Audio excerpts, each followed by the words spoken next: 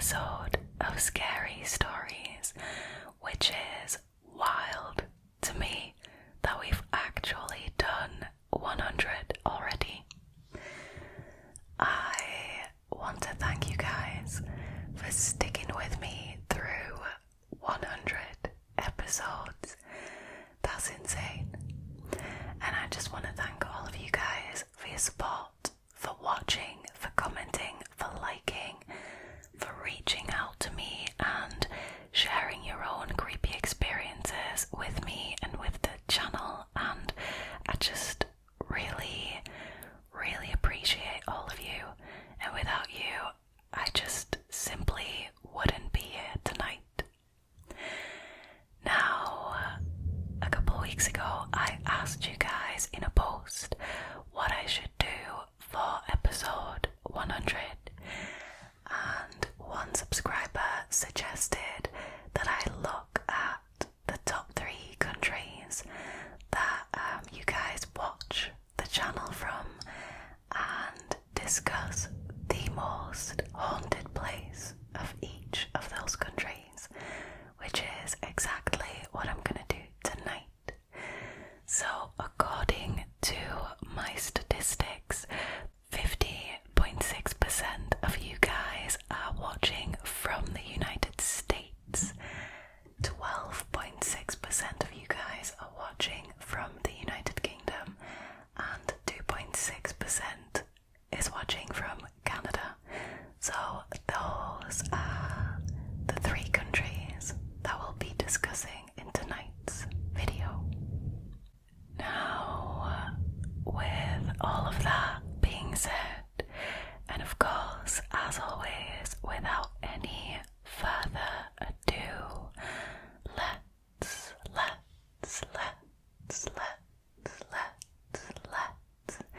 get into tonight's stories, shall we? Alrighty, let's jump straight in with the United States. So the building that I chose to tell you about tonight is Waverly Hills Sanatorium in Louisville, Kentucky. So, in the 1800s and the early 1900s, the United States was gripped by tuberculosis, often referred to as the White Death. Louisville, Kentucky held the dubious distinction of having the highest tuberculosis death rate in 1900. Situated on low swampland, the area provided an ideal breeding ground for the disease. Now, by 1924, with donations of money and land, a new hospital was built to combat the White Death. Now, Waverly Hills, the new structure, opened in 1926 and was the most advanced tuberculosis sanatorium in the country. Despite this, the disease had no known cure, and most patients succumbed to it. Treatment options were limited, and patients were often just offered rest, fresh air, and nutritious food.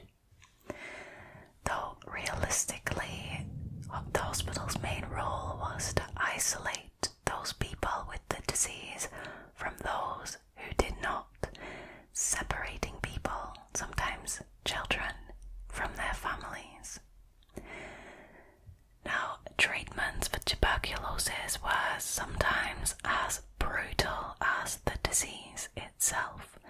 Some experiments conducted in search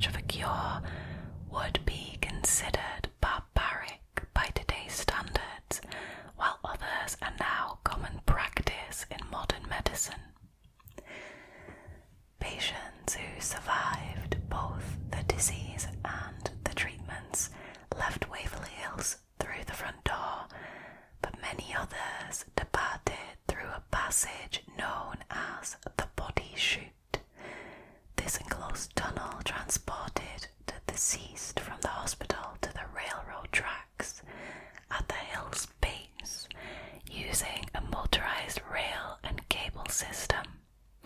Now this was done very discreetly to protect the patient's mental health, because you can imagine if you are a patient there with tuberculosis and you constantly see dead people leave the hospital through the body chute, I mean, that wouldn't help your anxiety, would it? Now, approximately 6,000 people died at Waverly Hills, dating back to the original hospital records from 1911. While not as staggering as some legends suggest, this death toll is still a significant number for a single structure. 6,000. I mean, that's a lot. Now, by the late 1930s, tuberculosis began to decline globally, and by 1943, the new medicines had largely eradicated it in the United States. However, there was a small resurgence in new cases after World War II, and many returning soldiers were put up at Waverly Hills. Many of the soldiers had cases that were so advanced that they did not live for more than a week after arriving at the hospital. Now in 1961, Waverly Hills closed but reopened as Woodhaven Geriatric Sanatorium 1 year later. Over the years, there were rumours of mistreatment and unusual experiments at the old age home. Some were debunked, while others were sadly confirmed. Budget cuts resulted in dreadful conditions and patient abuse, leading to the facility's permanent closure in 1982. Now, by 2001, the building had been ravaged by time, the elements, and vandals seeking thrills. Waverly Hills had turned into a local haunted attraction, drawing homeless seeking shelter and curious teenagers hunting for ghosts. The hospital became notorious for hauntings, with tales of resident spirits, like a little girl running up and down the third-floor solarium, a boy with a leather ball, a mysterious hearse dropping off coffins, a woman with bleeding wrists crying for help, and more. Visitors reported slamming doors, phantom lights, eerie sounds, and ghostly footsteps in empty rooms.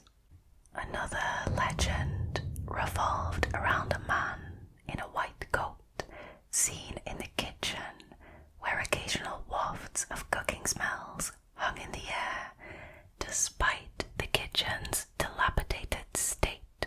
The cafeteria wasn't much better, but people still claimed to hear footsteps, see doors close on their own, and catch the scent of freshly baked bread. The most controversial legend centered on Waverly Hills' 5th floor, room 502.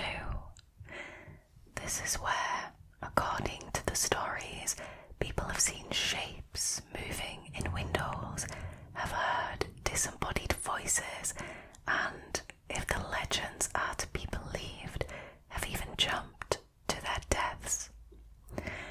According to the stories, a nurse was found dead in room 502 in 1928. She had hung herself from the light fixture.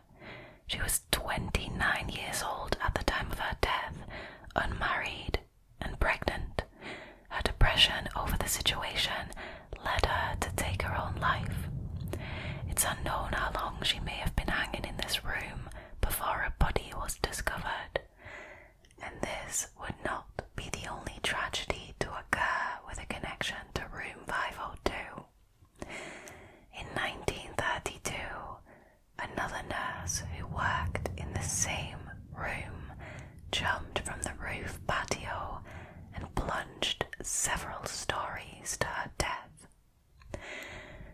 one seems to know why she would have done this, but many have speculated that she may have actually been pushed over the edge. There are no records to indicate this, but rumours continue to persist.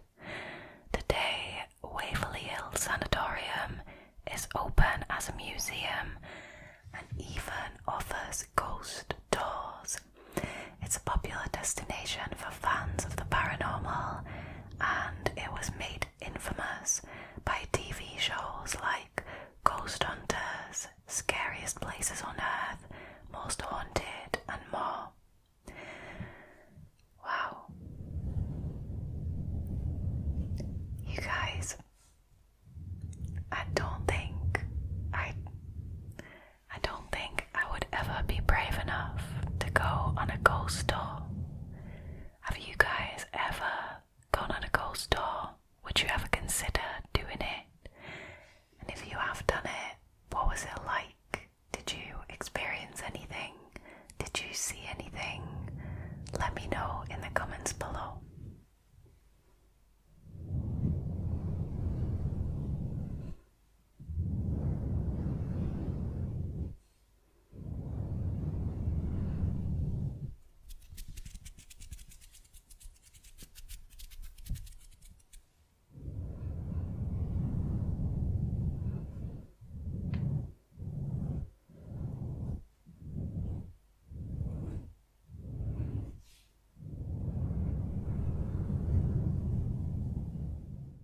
Alrighty, moving on to the United Kingdom, and the building that I've decided to tell you about is the Ancient Ramm Inn in Wootton-under-Edge, England.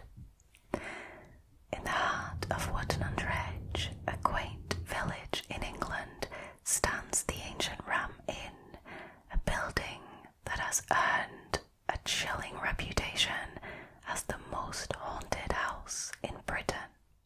The Ancient Ramm Inn has an interesting and eerie history. Before it was built in 1145, the land was a multi-millennia pagan burial ground, which obviously led to legends of paranormal events tied to its past. In 1145, the current building was constructed as the home for slaves, masons, and other workers who were building the St. Mary's Church nearby. The construction involved redirecting streams on the burial grounds to go around the church, which some believe unleashed dark energies associated with ancient pagan rituals. After the workers left, the house served as a priest's home and later became an inn. In 1968, a new owner moved in and made it his residence. John Humphreys purchased the Ancient Ramm Inn with a noble mission: to protect it from destruction. His first night in the inn, however, became a nightmarish encounter. Humphreys claimed to have met the spirits that earned the inn its reputation as one of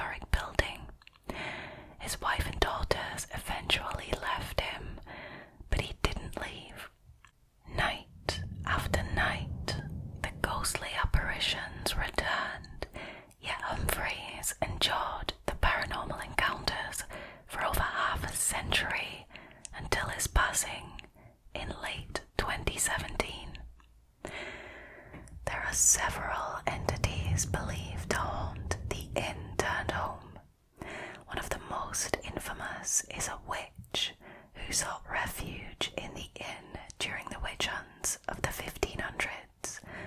Fleeing witch hunters, she found temporary shelter but was eventually captured and burned at the stake. Her legend lives on, however, with her spirit believed to inhabit the room where she hid, now known as the Witch's Room.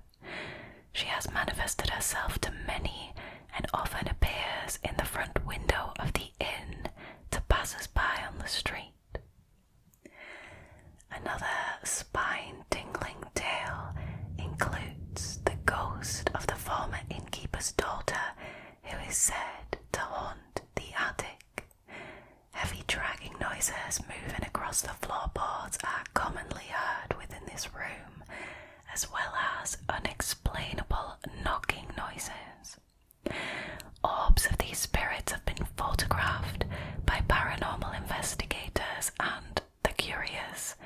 Strange lights have terrified visitors hoping for a peek into the afterlife. The most haunted room in the inn is the Bishop's Room, called that because bishops once lodged there. The room is supposedly haunted by the spirits of several bishops today. Dark monks and evil spirits, including the spirits of these bishops, are said to be seen here regularly.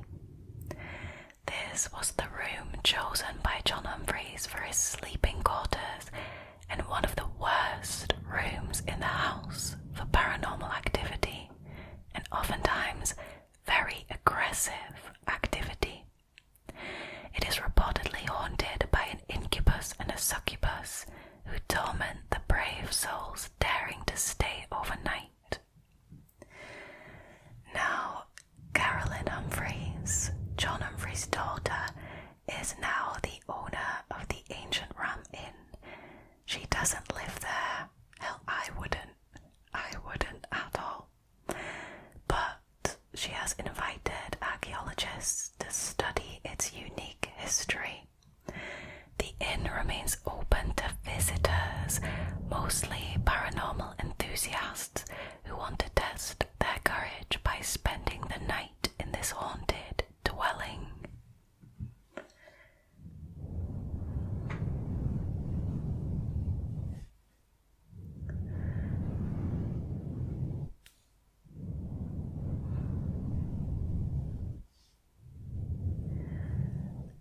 Honestly, I find it a very noble goal of John Humphreys to want to protect this historic building, right? To just protect it and make sure that they don't demolish it and that it stays in its original state. Very noble.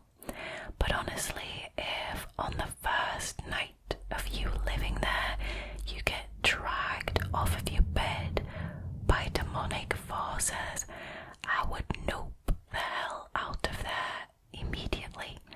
I wouldn't stay for another 50 years. What about you? Would you ever consider living in a haunted house? Wild, man. I mean, it's definitely not for everyone, is it?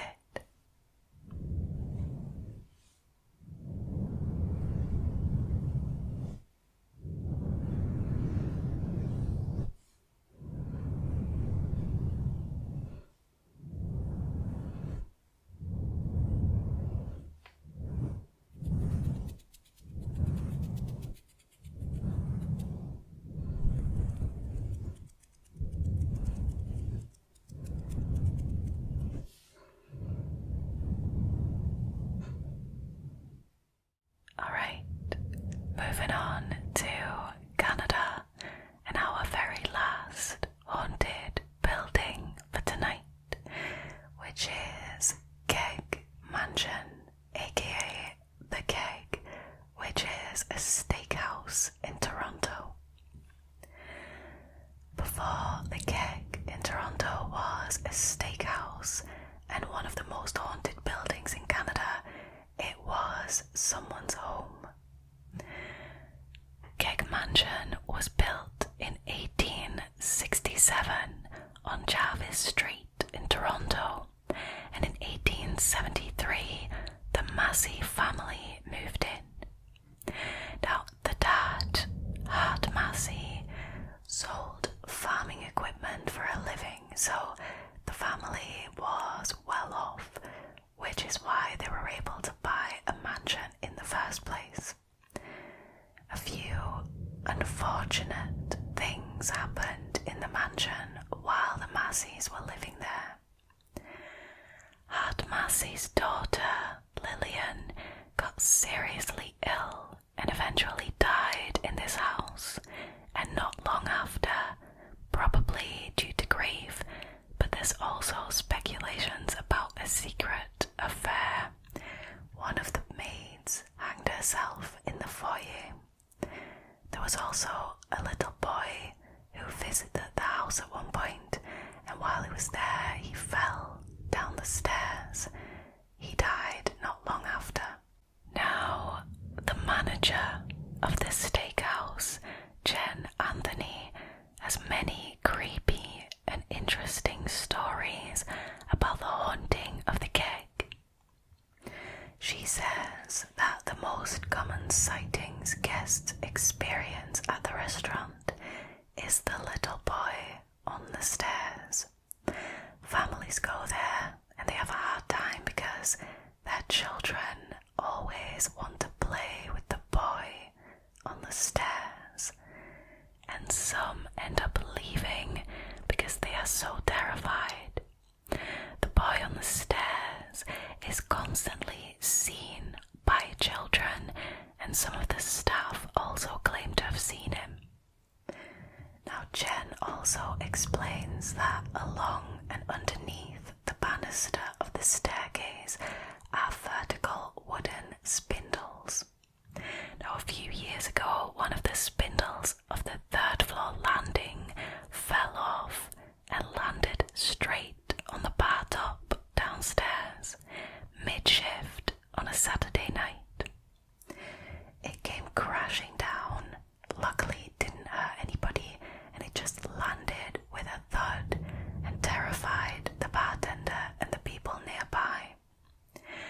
Now, they recorded it in a logbook, and the spindle was reinstalled and repaired, and then 1 year later, to the day, terrifyingly, the same spindle which had been fixed fell again. It was the exact same one. The Keg staff don't know if that date coincides with when the boy would have fallen, but Jen says that one definitely scared them. Now, the second most common sighting, according to Jen, is the creepy woman in the washroom upstairs. There was a lady at the restaurant who had gone into the washroom, and she could see a pair of feet in one of the stalls from underneath. The lady in question went to the stall right beside it and said that the toilet flushed and the doors to the stalls opened at the same time, but no one actually came out of it. She was in the bathroom by herself. Now, Jen just so happened to be right outside of the bathroom as this happened, and she could see genuine terror in the woman's eyes. There's no doubting when you can feel someone's complete fear, Jen says. Now, another creepy tidbit about the mansion that I found out is the fact that there is a secret tunnel that attached the house to the nearby Wellesley Hospital. Now, it's been blocked off since, but the Masseys used to wheel Lillian back and forth when she was sick, and they didn't want to take her outside. A lot of supernatural specialists and people who visit the Keg for psychic conventions believe that even though the hospital doesn't exist anymore and the tunnel has been blocked off,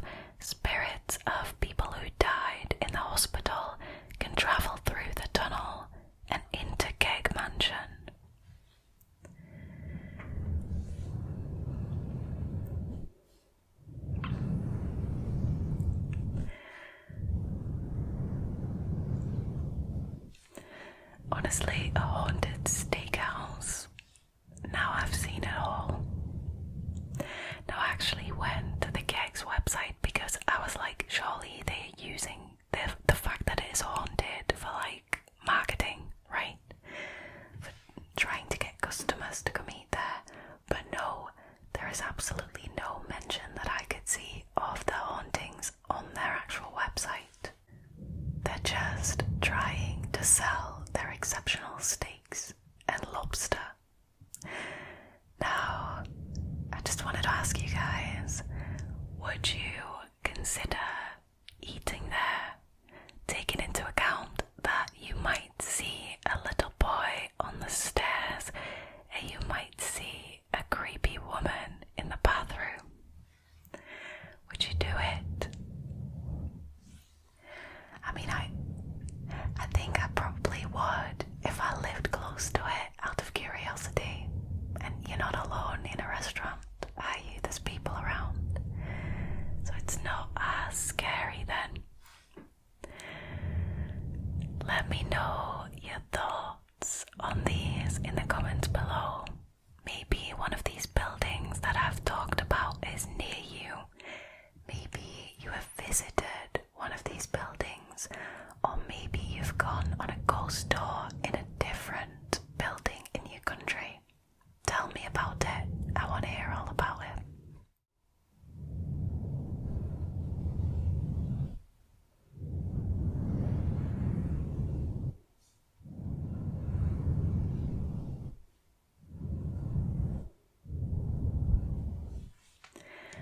Sadly, that was it for tonight's scary story.